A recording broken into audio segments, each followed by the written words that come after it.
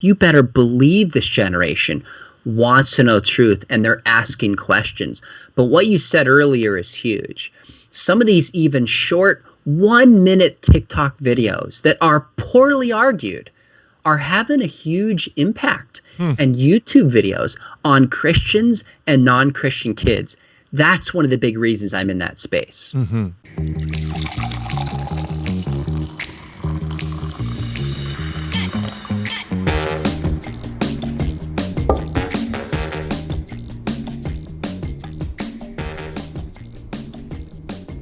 What is happening, people of the interwebs? Welcome back to another episode of Jesus and Coffee. My name's Todd Frazier, your host as always. And in this episode, I'm really excited because I have got a phenomenal guest today, Dr. Sean McDowell. He is a speaker. He's a professor of apologetics at Biola University, Talbot School of Theology. He is an author. He's written over 20 books. He is a TikToker. He's got a YouTube channel.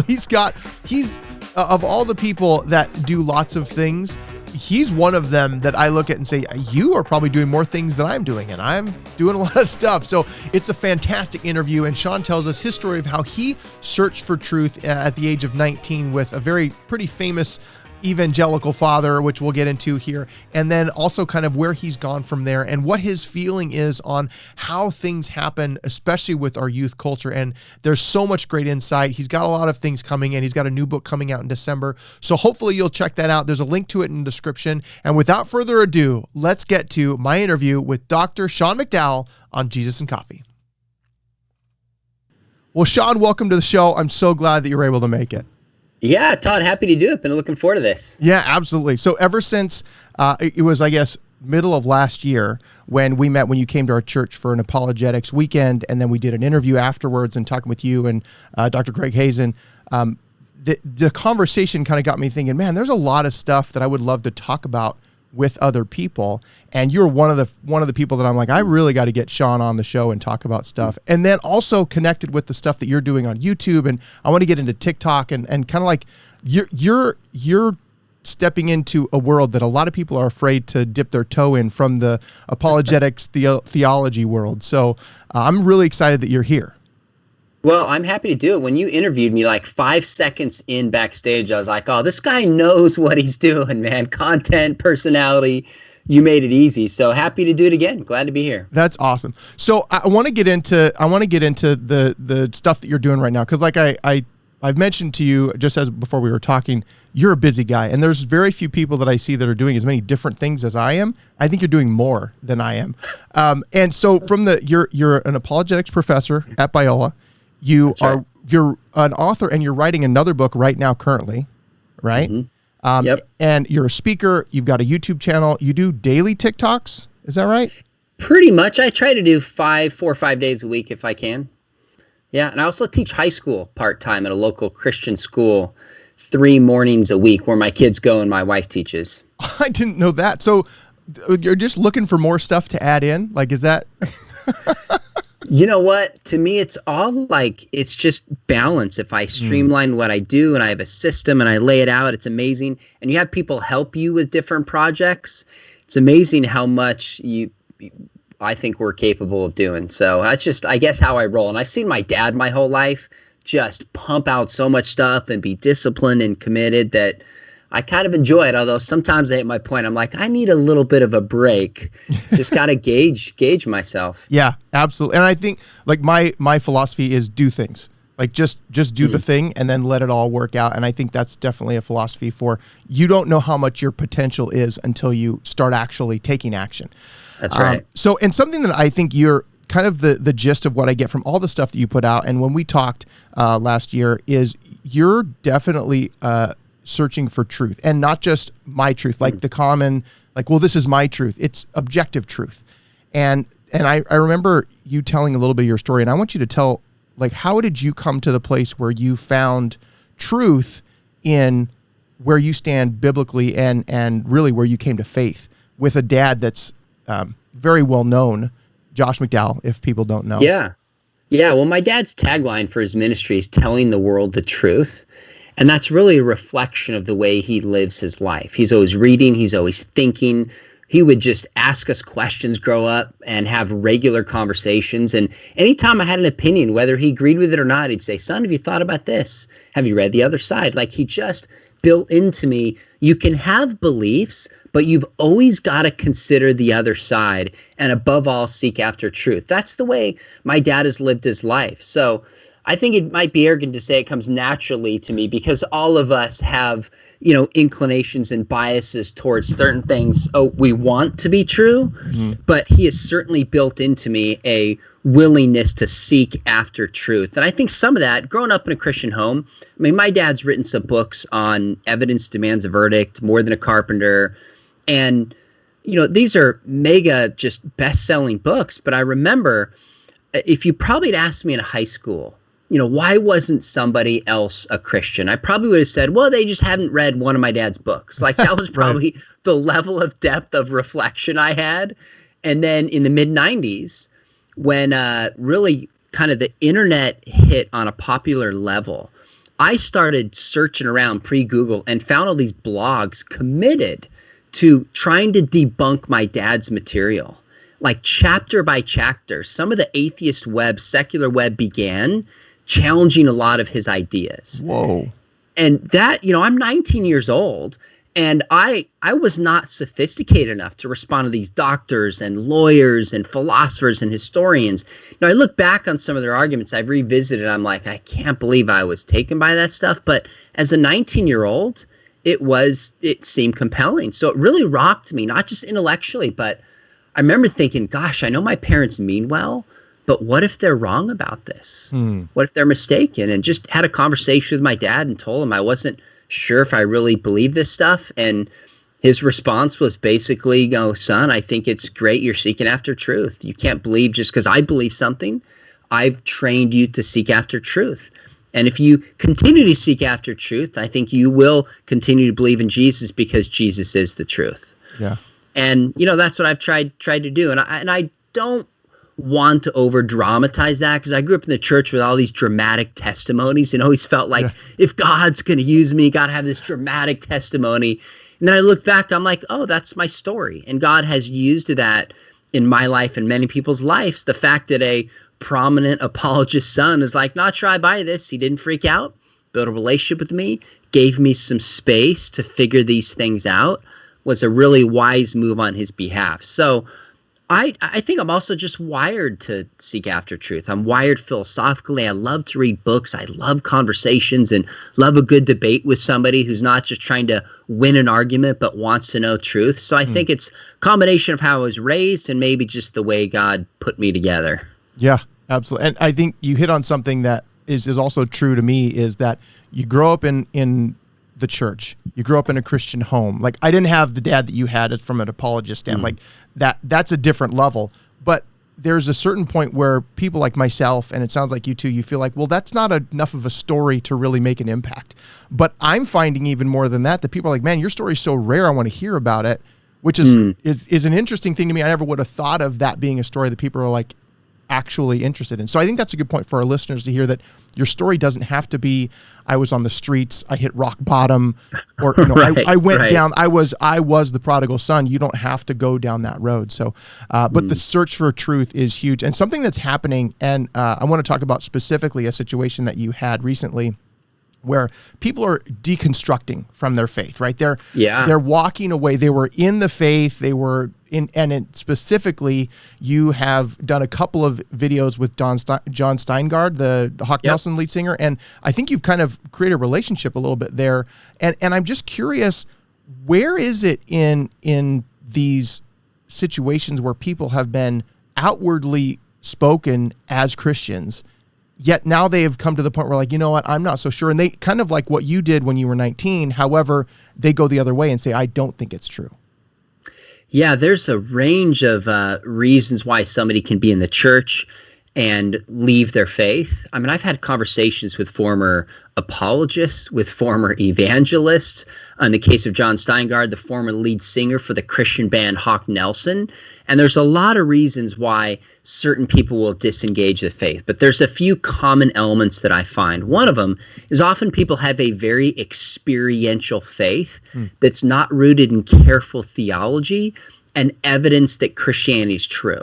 So if you have an experiential faith and then you start experiencing suffering, or you experience goodness somewhere else, or you meet people who seem to be good, caring, thoughtful people in different faiths, it's going to unsettle your belief system. So that's a piece that we see a lot with people who have a very experientially based faith.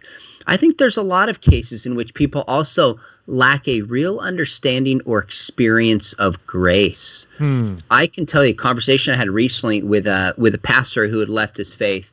And for an hour, he was asking me all these apologetic questions. And I was doing my best to answer, and I just didn't think I was making much progress. And at the end, I said, in every conversation I've had with somebody prominent who left their faith, when I press them, I don't find a genuine experience of grace where they knew they were a sinner and cried out to God for grace.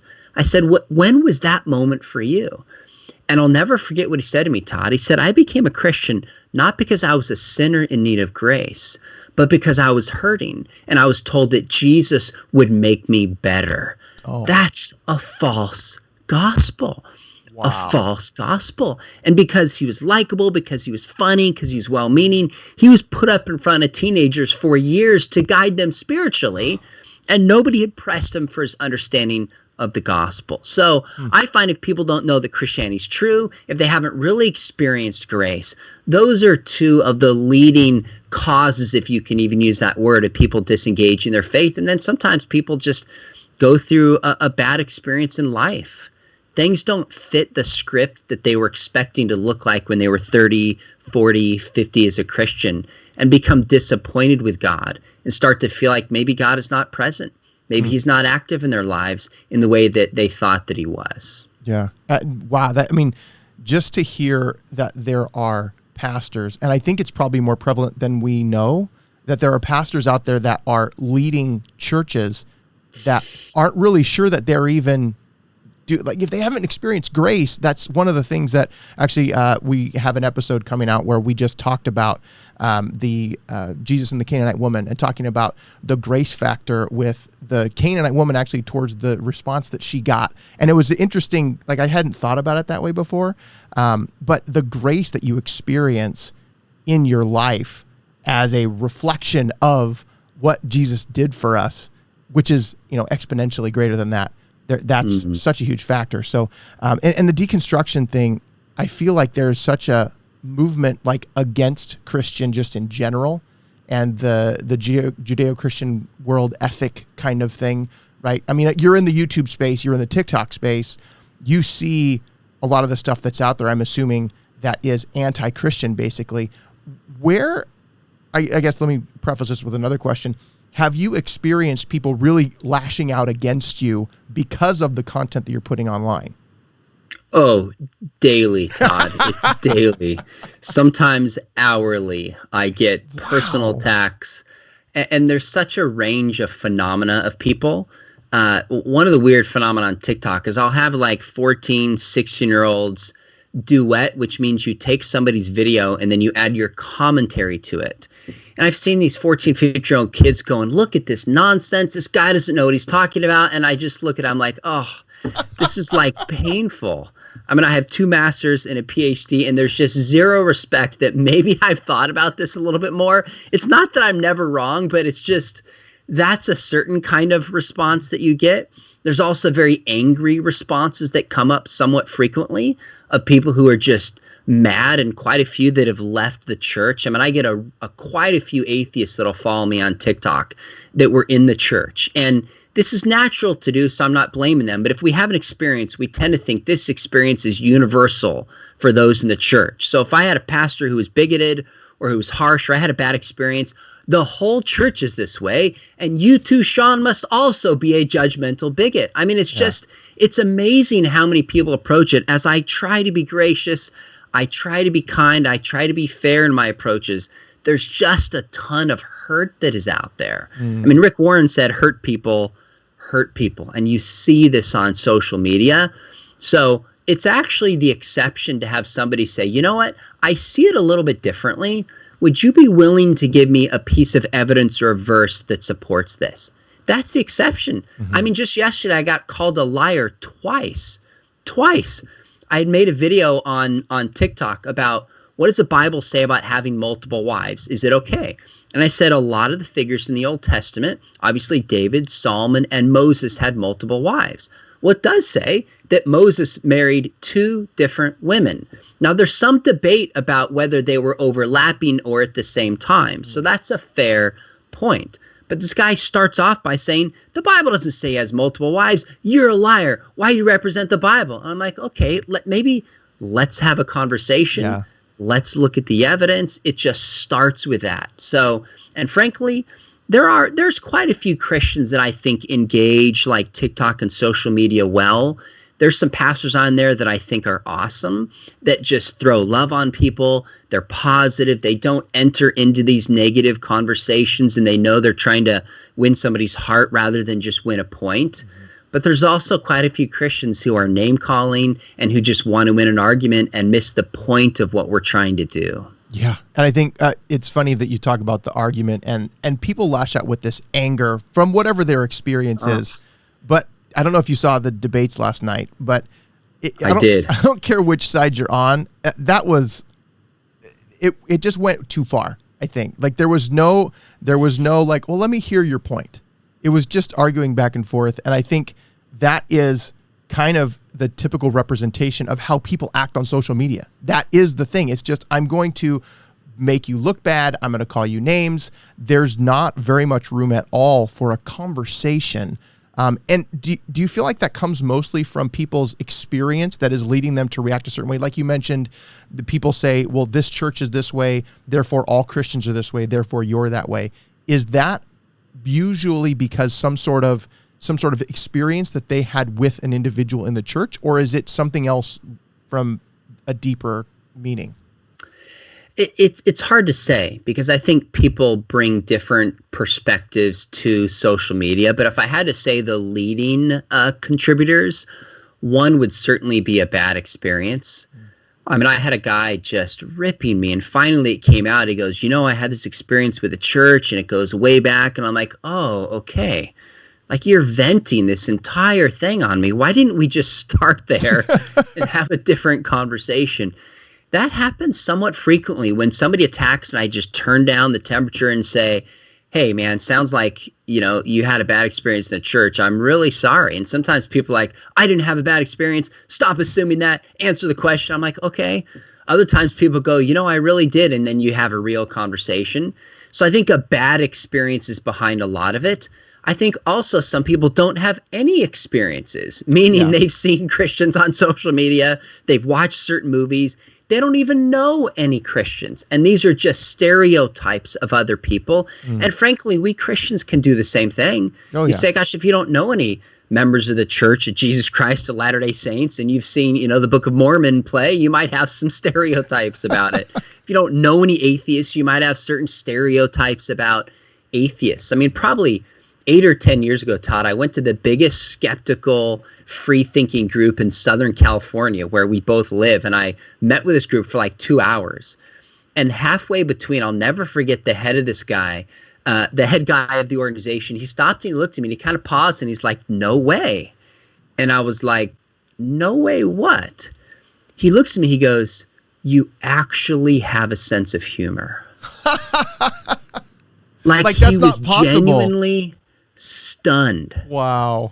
Why? Because Christians are like, in his perspective, Angela on The Office. They're bigoted and they're judgmental. And he frankly didn't even know any Christians.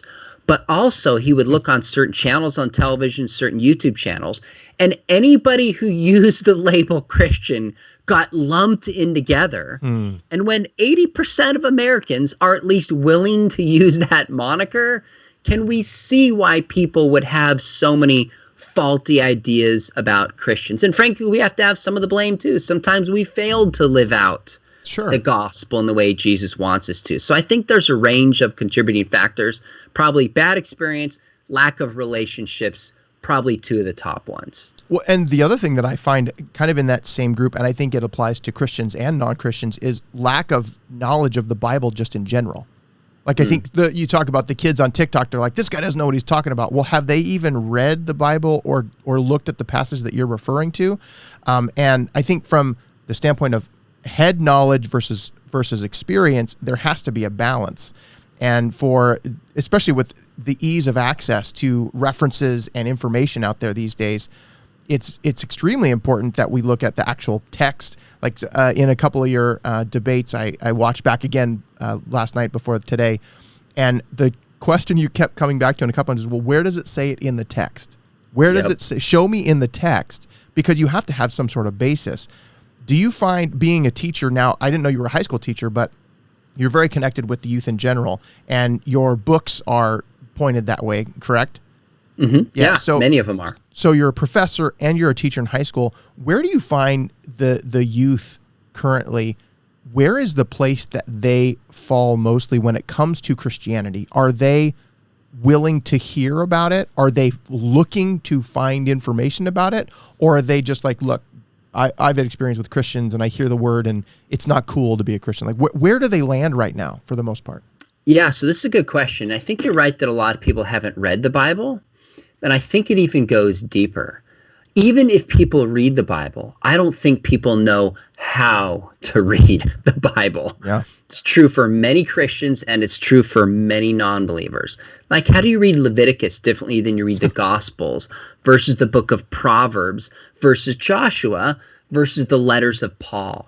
There's no sense of that. So when I teach high school right now, I'm actually taking the students through C.S. Lewis's book, The Abolition of Man, which is one of the hardest books he's written.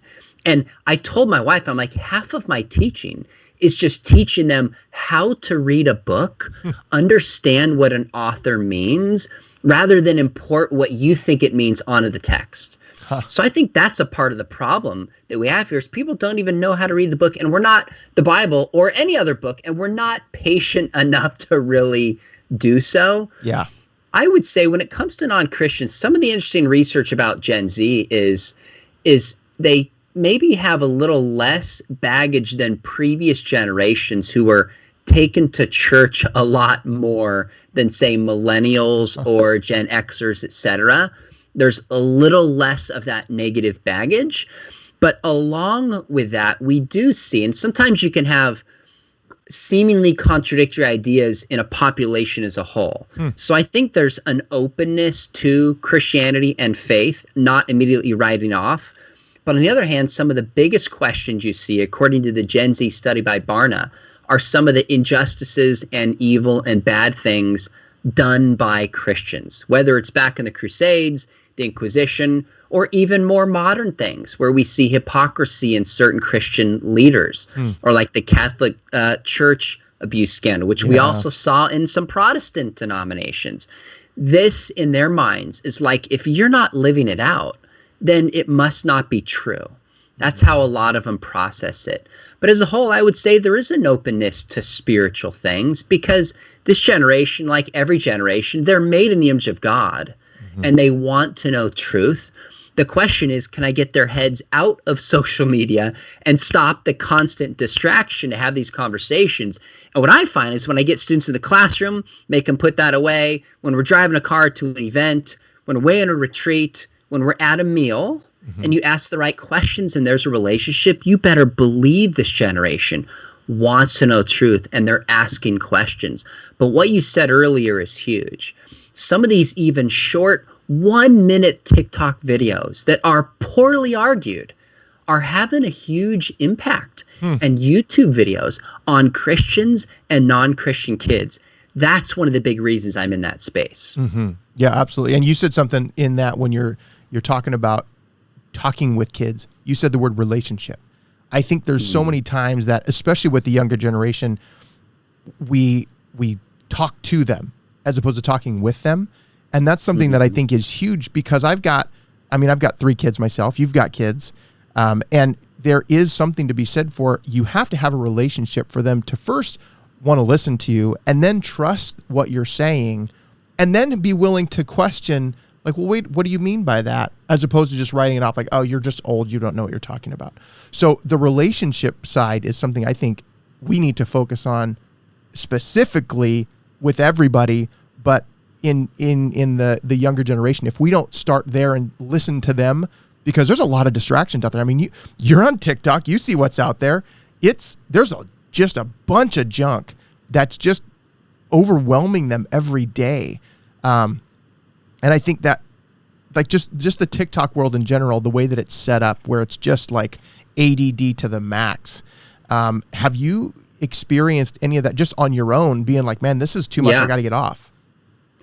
Well, let me comment on your relationship comment, because I think this is huge with this generation. So when it comes to relationships, two factors. Number one, in the largest study of faith transmission that I'm aware of, this is a 4-generation study, 3,500 people over 35 years by Vern Bengston, who's a professor at USC, and he documented studies in an Oxford book called Faith and Families. And they studied faith transmission across, not just Christian faith, but across different faiths. And statistically, they said the most significant factor in faith being passed from one generation to the next is a, quote, warm relationship with the Father. Number one statistical factor. Now, this doesn't make the mother unimportant. That's not the point. But fathers tend to be much more of a wild card than mothers do. That's why. But statistically, that says, whoa, if I care about reaching and ministering to, it's relationships as a whole. But that father relationship is very, very powerful. Now, on the flip side, I do ask myself a question. I go, why should a kid on TikTok listen to me who doesn't know me? Why would they watch my YouTube channel or follow me on Twitter or Instagram or read one of my books? Why? And part of this is the question of, is there trust that's built? Is there a kind of trust? So when my dad first wrote Evidence Demands a Verdict, what made that book so valuable is there was no material like that available to people. People didn't know the manuscript evidence, the archaeological evidence. So he writes this book and people are like, wait a minute, I can actually see the evidence. It was game changing. Yeah. Well, we updated this book 3 years ago. And one of my questions was, why am I updating this? Because this information is now accessible. I don't want to just write a book that there's other books. And as I thought about it, one of the things I kept coming back to, Todd, is that there's so many people who have or think they have a relationship with my father because he's been in ministry 55 plus years. There's a trust that is built in. So today, rather than the question of, do we have the information? The question is, which information am I going to trust and why, is a very different way the conversation has shifted.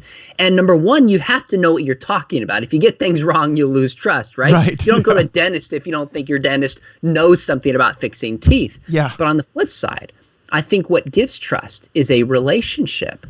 That's why when you do TikTok and I do fun videos with my daughter, people feel like, oh, he's a real person. I can relate to him. I know him. That builds relationships. So people watching this might not do TikTok. They might not write a book. But if you want to reach this generation and you want them to listen to you, there has to be a relationship there, because that's what builds trust and the right to speak into their lives. So when kids have nonstop, like you said, overload and stimulation, endless messages coming in, well, they might listen to you and they might listen to me if they feel like there's a relationship there and we care about them and we know what we're talking about. That's why relationship is so important. Yeah. And you just nailed it, knocked it out of the park. That is something that I find huge. And especially in this world when people see like YouTube is the place, TikTok is the place for that generation. And if you're putting stuff out there, it almost gives you like an instant credibility, because you're just like, I'll tell people I have a YouTube channel, and kids especially like, oh, what's your channel? I want to subscribe right now. And I'm like, right. Well, you don't even know what's on there. Like there's just this level of you have a channel, which is crazy because it's so, I mean, anybody can do it. However, there's just that level of, hey, that's someone I can connect with. And something that I see in the videos that I do is the videos that people like the most are the ones that are just a little bit silly, or their personality, right? And it's that connection where they feel like, I mean, I even feel like that with some of the people that I watch, is like, I feel like I know them. Like we talked about Mike Winger. I feel like I know Mike Winger, but I don't. Like I've never actually Sure. hung out with him. However, you Yeah. get this feeling. So that's huge. And just needing to focus on the fact that it's not just about giving theology and giving the information, but it's rather sharing who you are,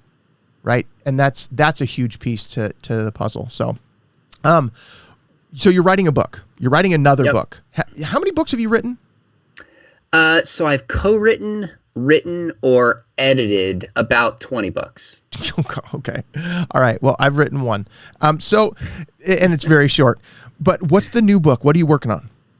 So I just finished one that actually comes out in December, and it's called Chasing Love. And the whole idea is like, what does a biblical sexual purity look like today? Ooh. In light of the big questions people are asking? So sex abuse is a huge topic, pornography, the LGBTQ conversation. What about living together? And it's a part of the True Love Waits campaign, which since 1993 has been one of the largest church-wide sexual purity campaigns, from massive stadium events to books to curricula. And they came to me and said, hey, would you help us with a teaching series and a book? And I kind of played hard to get. I was like, no, I'm busy. I don't have time. And I thought about it more and more. I was like, God, there's no book written that I could find that was practical, but also went to the deeper worldview issues underlying why so many kids, Christian kids and non-Christian kids, don't find the biblical sexual ethic compelling. They don't. It's a bunch of rules. It's a bunch of guidelines to them, and I'll be obedient because I'm told, but I really don't understand why it's good. So in this book, I wanted to go below the surface and help students think, look, Jesus is calling you to something higher, and I'm not going to say it's easy, but it's actually really good for you and for society if we follow the biblical model. So that comes out in December, and then I'm writing another book that's a year plus away, but that's the one I'm pretty excited about. That's awesome. And that's a conversation, like you said, I don't see people talk about that, the biblical benefit to society for those rules, that everybody's like, oh, those are rules, I don't want to follow those. And I think that's you, that you said that comes out in December?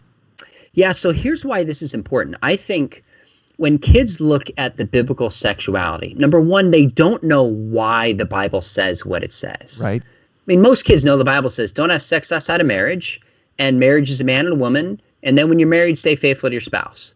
Like, they know that that's the biblical pattern, but they don't know why. I had a young person come up to me, and my dad and I were speaking at an event, and the entire conference was on sexuality. And this kid was a teenager, and he came up to me with his mom, and he goes, thanks for talking about not only what the Bible says related to pornography, but telling me why it's wrong. Nobody ever shared this with me. I knew it was wrong. Now it makes sense. So one thing we have to do is show here's why the Bible designed marriage to be this way. But we also have to go further. We have to show that there's something good about the biblical teaching itself, which stems from the character of God. So one thing I'll ask students, I'll say, imagine that everybody in the world lived the sexual ethic of Jesus. Would the world be better, or would the world be worse? And as a whole, I know it raises some additional questions we have to ask, but as a whole, you have to concede that the world would be a better place. There'd be no crude sexual humor. There'd be no debates about abortion. There wouldn't be any sexually transmitted diseases. There wouldn't be any kids born into a home that are unwanted. There wouldn't be any deadbeat dads. I mean, we could go on and on and talk about how God's designs are not to control us, steal our fun, to harm us, but actually to set us free, and they're for our good.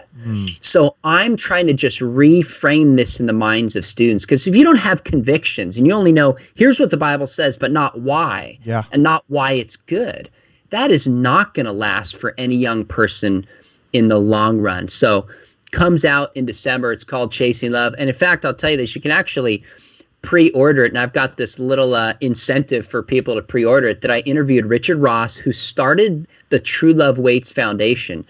And my father in the 80s started the Why Wait campaign. These are the two largest international sexual purity campaigns over the past 4 decades plus. And kind of an exclusive interview, asked him a lot of the criticisms that people have raised against purity culture over the past few years. and gotten their responses. So if somebody pre-orders that, we can send that to them to get those interviews, because this is a huge conversation as a part of the culture today. Well, and as a parent, I think that's something that we had those kind of conversations. My kids my oldest just started high school, and then my twins are 7th graders. So they're that age that I remember for me, stuff starts to happen that you're like, wait, what? Yeah. Right? There's questions. And so this is, I'm going to pre-order for sure. I'm going to put a link below so people can get it as well. Cool. And then that conversation just alone, I think when you say, would it make the world better? That it would just exponentially change what we're dealing with on the whole. So I'm really glad that you did that. But I don't want to take too much of your time. Yes. Let me jump in. Yeah. Is when I wrote books before I had teenage kids, I wrote them very differently. And then when I had kids, I was like, oh, this is actually more helpful. So when I wrote this book, I told my daughter, I said, hey, if you just read this, it's not that long. It's like 40,000 words. Chapters are like 3-4 pages. Awesome. I said, if you read this and we go to coffee and just talk about it, I'll buy you a pair of shoes that you want. And she goes, okay, there's an outlet down the street. I can get 2 for the price of 1. Is that okay? I was like, fine. I'm not worried about that. She's a little business girl. She's working the deal, man. She's working it. So she's 13, but at 12, because we did this right as I was finished writing it before it came out, she read the book and we went to Starbucks. And I sat there somewhere between 60 and 90 minutes with my 12-year-old daughter. And we just talked about what's God's design for sex. How do you have boundaries to wait? How far is too far? All these real life questions. And I didn't preach at my daughter. I just asked her questions and we interacted. So it's a tool for parents. And I also made it 30 chapters. So I'll tell parents, take the 1-month purity challenge and just read a chapter a day with your kid. And then when you're done, if they need an incentive, give it to them, like the Avengers said, whatever it takes. So it's just designed to be a practical tool, the kind I wish I had as a parent. Yeah, that sounds amazing. I being able to have that conversation and the objective why is huge for parents. So hopefully that goes like gangbusters when that comes out. So, well, I don't want to, I think we should do another interview because I think there's so much to talk about, but I love the stuff that you're doing. I want people to check you out on YouTube and on TikTok. And there's so much that we can be doing. And in a season right now when people I think they're searching for all kinds of things. And I think specifically they're searching for truth, objective truth, not just this is my truth, so I'm going to live my truth, which I think is a dangerous thing. And I think that's a path that we could talk about at some point in the future. So, but I really appreciate you coming on and taking the time to do this, Sean. I know you're a busy guy.